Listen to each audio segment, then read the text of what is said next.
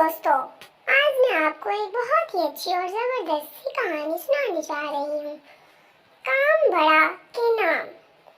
एक रात किसी बड़े ताकतवर चोर ने रुस्तम के अस्तबल से उसका घोड़ा चुरा लिया।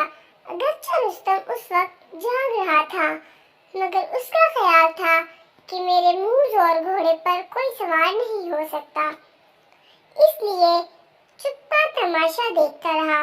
लेकिन जब चोर सवार होकर उसे बाहर ले गया तो रुस्तम खामोश न रह सका। घर से निकलकर वो दौड़ लगाई कि चोर के सर पर जा पहुंचा और छलांग लगाकर घोड़े की पीठ पर सवार हो गया।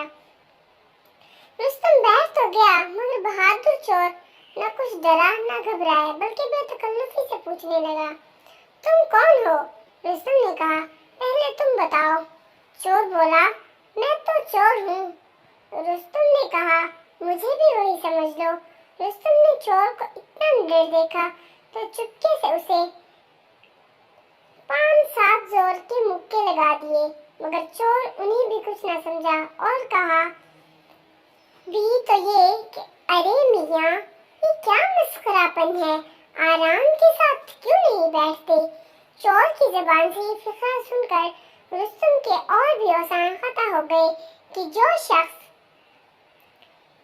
मेरे घूंसों को मुस्कुरापन बताता है वो कुश्ती से कब ज़ेर होगा। बस यहाँ कुछ और ही दाव खेलना चाहिए। ये सोचकर रुस्तम ने घबराई हुई आवाज से कहा, लो दोस्त, मैं तो चला। वो देखो, घोड़े का मालिक रुस्तम आ रहा है। ये सुनते ही चोर फौरन कूद पड़ा और रुस्तम घोड़ा लेकर घर पहुंच गया। वाकई बाद दफा नाम भी बड़ा काम दे जाता है, मगर नाम भी काम के बगैर नहीं बनता। आपकी समातों का बहुत बहुत शुक्रिया।